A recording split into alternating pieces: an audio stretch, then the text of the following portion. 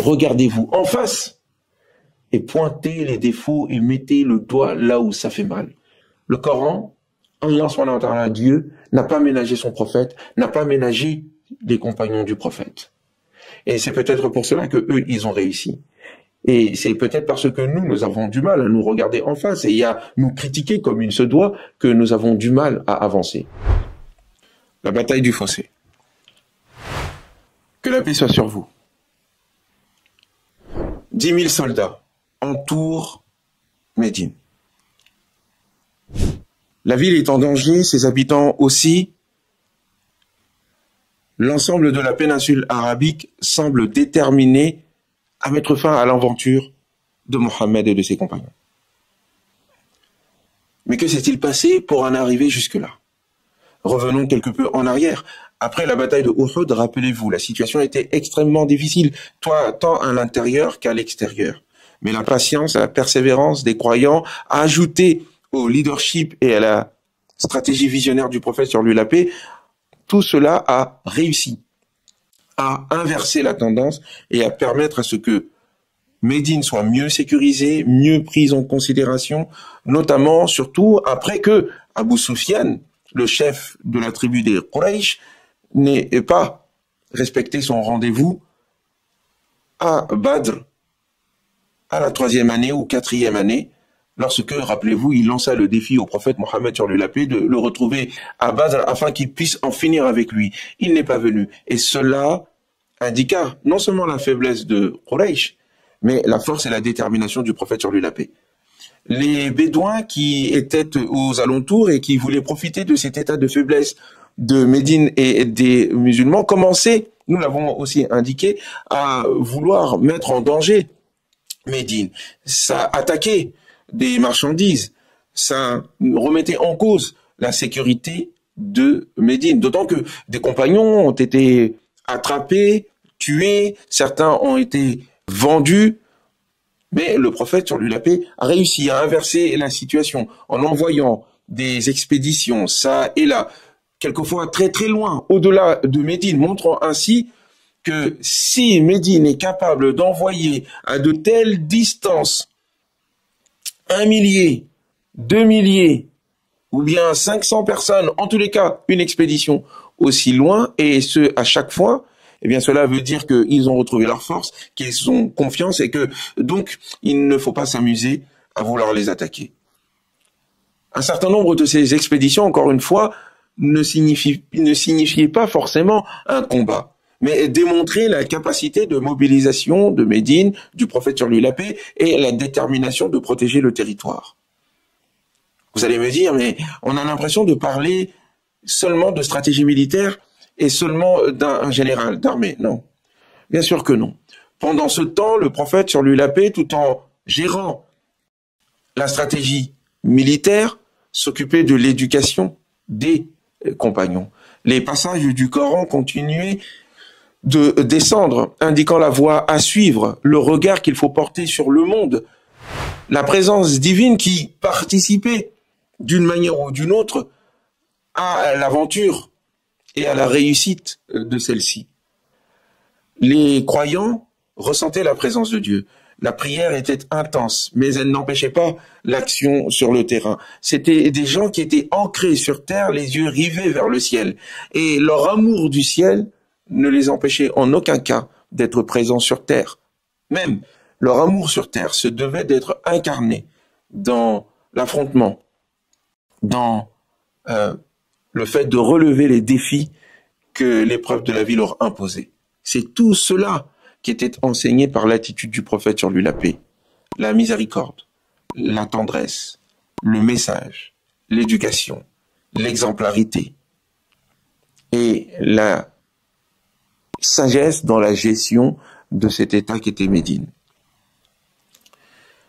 Mais les tribus qui n'étaient pas alliées au prophète sur lui la paix, les Ghatafan, les Banu Sulaym et bien d'autres encore, n'entendaient pas s'arrêter là. Ils voulaient, coûte que coûte, pouvoir profiter des richesses de Médine. Une alliance allait se faire avec les Mécois, qui voulaient, encore une fois, reprendre le dessus, car encore une fois, des critiques amères, sévères ont été adressées envers Abu Sufyan. La honte, la chaîne que son rendez-vous manqué avait donné et occasionné devait être levée, lavée. Un dépassement devait avoir lieu. Ils décidèrent donc de se mettre en alliance. L'ensemble de la tribu de Quraysh, l'ensemble de la tribu des Kinana, l'ensemble de la tribu des Ghatafan, l'ensemble de la tribu des Sulaym, avec une partie des tribus juives, car chacun savait que si la Mecque était mise de côté, le prochain objectif du prophète sur lui la paix, notamment après l'expulsion des Banu Nadir qui avaient tenté de tuer le prophète, eh bien, ils s'en prendraient forcément, ils se tourneraient forcément vers la deuxième ville la plus importante et la plus riche en réalité de l'ensemble de la péninsule arabique, en l'occurrence Khaybar, qui était une ville de tribus juives. Ces derniers, nous le savons, à travers des sources historiques, étaient derrière la plupart des difficultés et complots qui se tramaient autour du prophète sur lui la paix et de ses compagnons. Et les Banu Qaynuqa, qui sont des juifs, les Banu Qurayza, qui sont des juifs, qui étaient liés avec le prophète par le pacte politique, la charte de Médine qu'ils avaient signée au début de l'arrivée du prophète sur lui la paix à Médine, étaient en train de se fissurer. Les Banu Qaynuqa avaient l'intention de trahir le prophète d'une manière ou d'une autre. Et l'occasion trop belle a été présentée par des émissaires venus de la Mecque en proposant aux Banu Qurayza de trahir le pacte. Or, le chef des Banu Qurayza avait indiqué qu'il était hors de question de trahir ce pacte, car il n'avait vu chez Mohammed qu'honnêteté et respect par rapport au contrat politique, au contrat social qui les liait. Mais l'insistance des Qurayshites, l'occasion unique qui était présentée, puisque ce sont 10 000 personnes qui avaient été enfin réunies. 4 000 chez Quraysh, 700 et quelques personnes chez les Sulaym, et à peu près 4 000 à 5 000 chez les Ghatafan, et d'autres tribus qui ont apporté leur soutien. Tout cela faisait en tout 10 000 personnes, ce qui jamais n'avait été réuni dans la péninsule arabique jusqu'à présent. Donc la question était la suivante: comment est-ce que Médine allait-elle pouvoir s'en sortir face à une telle détermination, face à autant de personnes prêtes à se ruer sur les habitants de Yathrib, de l'ancienne Yathrib, sur les musulmans, sur la communauté musulmane? L'occasion était trop belle. Les Banu Qurayza vont décider de rompre le pacte. Une attaque à l'intérieur de Médine allait se préparer en concomitance et en harmonie avec l'attaque extérieure. Cernée de l'extérieur, fragilisée à l'intérieur, rien normalement ne pouvait sauver Mohammed et les siens sur la paix. Le prophète eut vent de cette expédition. Il commença à préparer ses compagnons. Encore une fois, une institution, celle que les musulmans ont abandonnée entre-temps. C'est l'institution de la Shura, c'est l'institution de la démocratie délibérative. La mosquée est remplie. Une concertation et des conseils se font. La question est de savoir comment résister à une telle attaque. Le prophète sur lui la paix écoute et entend les conseils. Il n'a pas de difficulté cette fois-ci à convaincre les uns et les autres à rester dans Médine. Et un conseil extraordinaire, assez intelligent, va être donné.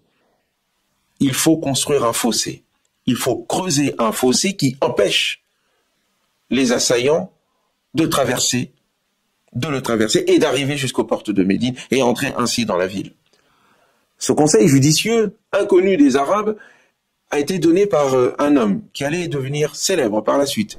Il s'agit d'un Perse, Salman al-Farisi, qui était devenu musulman mais qui était sous le joug de l'esclavage et n'avait donc pas pu participer aux différents combats avant la bataille de Badr comme la bataille de Uhud. Son maître l'en avait empêché. Il fut libéré par rachat, bien sûr, il réussit à acheter sa liberté grâce au soutien des croyants qui étaient autour de lui et pouvait enfin participer pleinement à la vie de sa communauté, de ses frères et de ses sœurs en islam. Une stratégie qu'il avait vue dans son pays d'origine, la Perse, l'avait inspiré, ce qui le poussa à proposer une telle stratégie au prophète Mohammed sur lui la paix, qui, comme vous le savez, était attentif et à l'écoute. Le conseil fut pris. La décision fut ainsi prise de creuser immédiatement ce fossé, très long, de plusieurs kilomètres. Médine était bien entourée géographiquement. La montagne de Uhud, des monticules l'entouraient, de sorte qu'il était très très difficile de pouvoir accéder directement à Médine. D'autant qu'il y avait des forteresses aussi, les forteresses des Juifs, des Banu Qaynuqa et des Banu Nadir et des Banu Qurayza étaient présentes pour le protéger là où ne se trouvaient pas des frontières naturelles. Seul un côté, du côté du nord de Médine, ou plutôt du côté du sud de Médine, était sans protection naturelle. Et c'est là que le fossé va être construit. En un temps record, montrant ainsi à la fois l'organisation des musulmans, leur maîtrise de la situation et surtout la force d'exécution qui était la leur, ce qui n'était pas très très habituel à l'époque chez les Arabes, qui aimaient beaucoup se battre, avaient le courage du combat, de la bataille, mais n'avaient pas cette culture du travail intense et forcé. C'est en 9 jours seulement qu'ils ont réussi à construire ce fameux fossé, long de plusieurs kilomètres, et assez large. Peu large dans certains endroits, assez large dans d'autres, ce qui nécessitait l'envoi, bien sûr, de combattants qui devaient surveiller les places les moins sécurisées de Médine. Et quelle fut la surprise d'Abu Sufyan et de ces cavaliers, ces dizaines de milliers de cavaliers qui s'étaient réunis, indiquant aussi une organisation de leur part assez stratégique, puisqu'il fallait quand même coordonner l'armée des Mécois, l'armée des Kinana, l'armée des Ratafan, en alliance avec l'armée à l'intérieur des Banu Qurayza. Ces tribus juives, d'ailleurs, ont été interpellées par le prophète, alayhi salatu wassalam, par l'envoi de 2 émissaires, 2 compagnons, pour leur faire rappeler leur pacte et leur soutien militaire, encore une fois, contre toute personne qui venait attaquer Médine. Ils avaient souscrit à ce pacte, ils avaient souscrit à cette charte, ils avaient été en alliance avec le prophète Mohammed, sur lui la paix. Et la réponse fut la suivante: quelle alliance? Et quel prophète? Quel Mohammed? Nous ne connaissons ni Mohammed, ni d'alliance. La trahison était manifeste. Et le danger tout aussi. Car cela signifiait que le côté que devaient préserver et garder les Banu Qurayza n'était plus en sécurité. Et qu'à tout moment, ils pouvaient être attaqués par les Banu Qurayza de l'intérieur et par l'armée des 10 000 personnes à l'extérieur. Le Coran décrit ce moment-là qui était d'un extrême danger. Une situation extrêmement dangereuse, au point où les cœurs de peur étaient en train de monter jusqu'au niveau de la gorge. Là, d'al-hanajir, dit le Coran. Comment donc le prophète, alayhi salatu wassalam, va s'en sortir? Des compagnons sont envoyés dans les différents coins de Médine. Les femmes sont réunies dans un endroit où elles peuvent être en sécurité. Il y a des soldats à tour de rôle qui se remplacent pour pouvoir surveiller. Et quelquefois, des cavaliers audacieux arrivaient à sauter les parties les moins larges du fossé et à se mettre en situation de combat avec les groupes de soldats que le prophète alayhi salatu wassalam avait postés. Mais rien de bien dangereux et de bien définitif n'avait pu se réaliser de la part de l'alliance des 10 000 soldats. Le prophète, sur lui la paix, tenta d'acheter un certain nombre de tribus bédouines qui étaient présentes. il proposait de donner une partie de la récolte de dattes et de choses cultivées de Médine aux Ghatafan, ou en l'occurrence à certaines tribus bédouines. Il appela les seigneurs des Ansar. Les deux compagnons qui étaient présents écoutèrent attentivement le prophète sur lui la paix et lui demandèrent encore une fois cette célèbre question. Est-ce une révélation, une décision divine que tu proposes, que tu indiques ici, et dans ces cas-là on y obéit, ou bien c'est juste toi qui proposes cela et tu veux par cela soulager les habitants de Médine? Le prophète dit, c'est pour soulager les habitants de Médine, je vois les difficultés dans lesquelles vous vous trouvez. Et les deux compagnons de répondre d'une seule voix, il en est hors de question. Déjà avant l'islam, personne n'avait pu nous attaquer, et ces gens-là ne pouvaient même pas rêver avoir une partie de nos récoltes. Est-ce maintenant que nous sommes musulmans que nous allons nous abaisser à leur donner une récolte? Non, ya Rasulallah, nous n'en avons pas besoin et nous allons défendre Médine. La proposition fut donc annulée. La négociation aussi, par ailleurs. Mais il fallait trouver une solution. Il y avait 3000 compagnons, seulement 3000 combattants du côté du prophète sur lui la paix. Contre 10 000, le déséquilibre était manifeste. D'autant que la trahison interne des Banu Qurayza, de ces tribus juives, mettait en danger la sécurité de Médine, clairement. Un massacre pouvait avoir lieu à n'importe quel moment. De quelle manière allait-il s'y prendre pour desserrer l'étau? Et c'est là que nous voyons encore une fois l'intelligence de ce prophète. L'intelligence du prophète Mohammed sur lui la paix.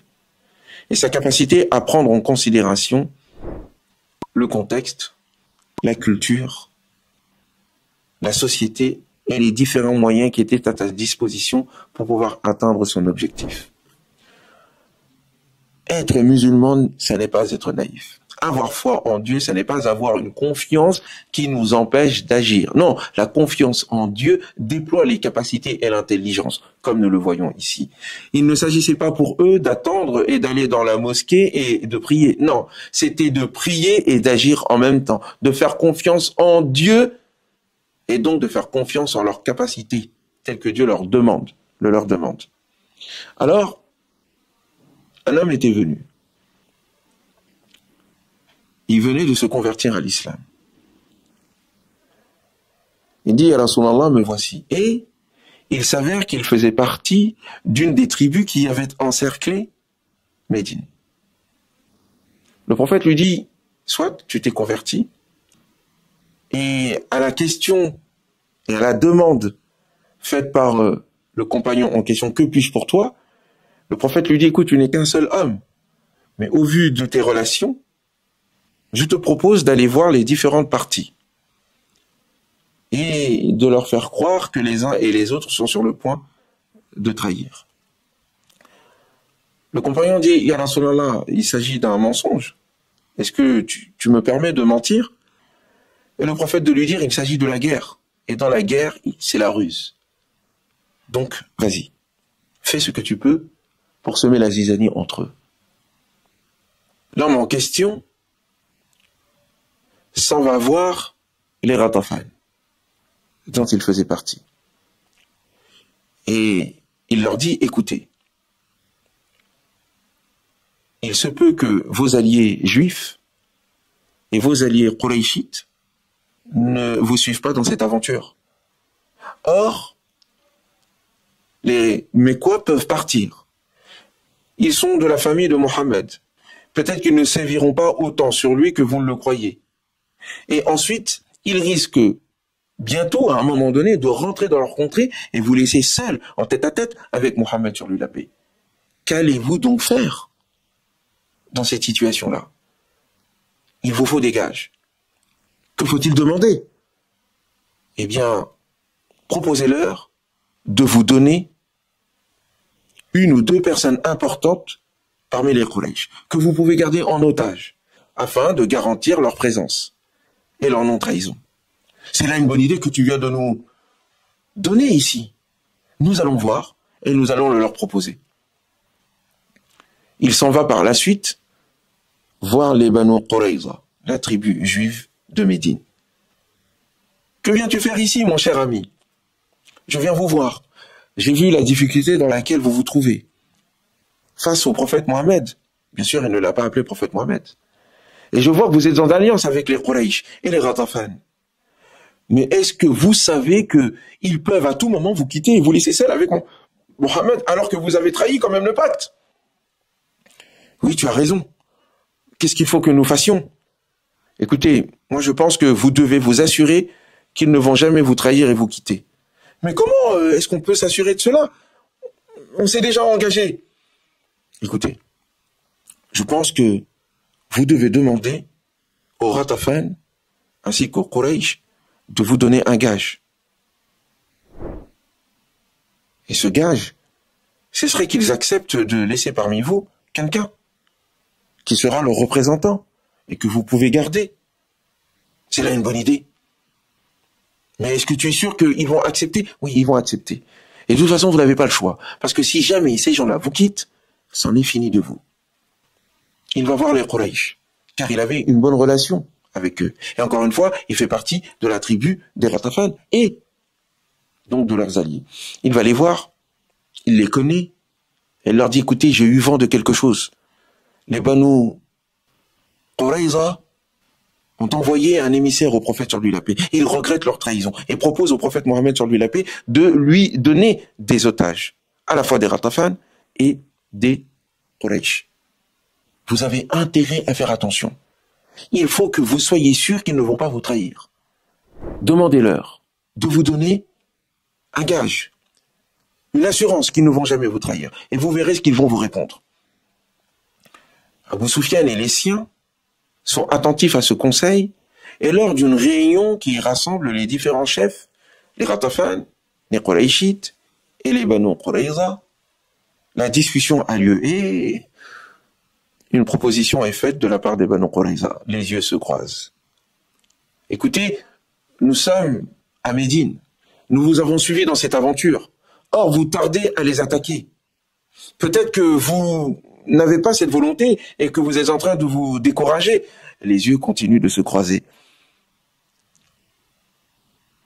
Oui, nous t'écoutons. Qu'est-ce que tu proposes? Eh bien, il faut que nous exécutions le plan.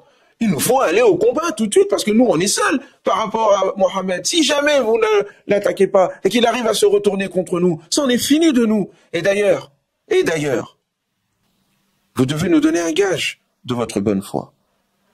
Les yeux continuent de se croiser. Et qu'est-ce que tu proposes? Eh bien, que vous nous remettiez l'un d'entre vous. Nous n'allons rien lui faire, bien sûr. Nous allons le garder. Mais c'est juste pour nous assurer que vous n'allez pas partir, car vous ne pourrez jamais partir sans lui. Et cela nous encouragera à rester dans le combat et à en finir avec Médine et les musulmans. Vous devinez le résultat. Ils considèrent cela comme une trahison. C'est la confirmation de ce qui leur fut donné comme information. Le pacte est rompu. Les Banu Qurayza sont évacués, mis de côté. Ils ne sont plus dans l'alliance. Il ne reste plus que les Quraysh et les Ghatafan maintenant. Le prophète a réussi sur la paix par cette ruse à déjà desserrer les taux. De l'autre côté, les Ghatafan perçoivent que Abou Soufiane et son armée ne sont pas si déterminés que ça. Effectivement, le fossé est présent, le froid arrive, il fait extrêmement froid, le vent souffle comme un châtiment sur leur peau. Il faut donc se dépêcher et décider de l'attaque. Comment vont-ils faire? Quelques cavaliers courageux, intrépides, arrivent à sauter par-dessus le fossé et trouvent en face d'eux Ali, le cousin du prophète sur lui la paix, le champion du prophète sur lui la paix, et que Dieu soit satisfait de lui. Un combat a lieu des plus épiques. Et Ali, à terre, face à ce grand combattant, sur son cheval, arrive à terrasser ce dernier. Le combat se termine en quelques minutes. Cela jette encore plus d'effroi dans le cœur des ennemis. Mais encore une fois, Dieu intervient de la manière la plus subtile et la plus surprenante possible. C'était une mise à l'épreuve. Elle permettait de savoir qui était qui.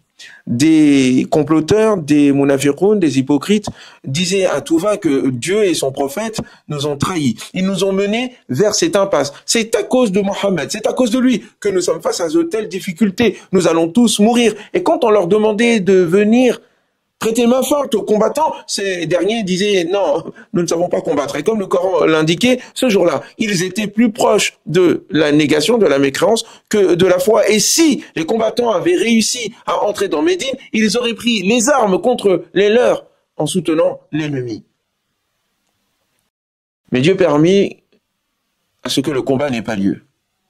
Et comme il l'indique dans la sourate les coalisés, c'est un vent des plus féroces qui souffla, décourageant encore plus Abu Sufyan et les siens, ainsi que les Ghatafan.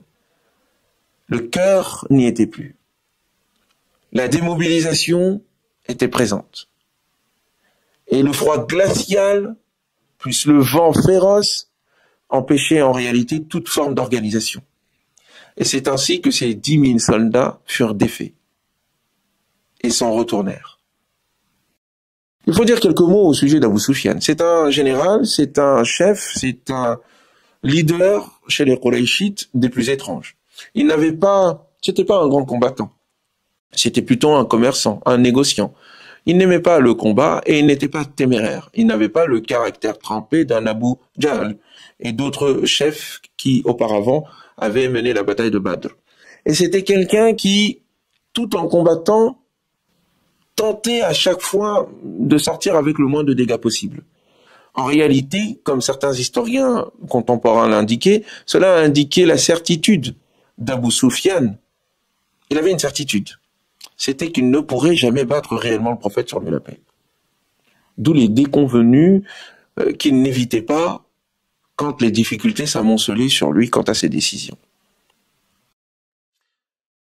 Ils sont retournés et décida donc de laisser le prophète Mohammed sur lui la paix seul avec les Banu Qurayza. Et les Ghatafan étaient partis. Et au moment où l'étau se desserrait et que enfin la libération avait lieu et que le soulagement remplissait l'âme et le cœur des croyants, la décision fut prise de ne point se reposer et d'aller immédiatement dans le territoire des Banu Qurayza et dans leur forteresse. Et il va falloir que nous nous attardions sur les Banu Qurayza, car il est dit que les 1000 personnes combattants des Banu Qurayza ont été tous tués, indiquant ainsi un génocide de la part du prophète sur lui la paix. Est-ce que cela est vrai?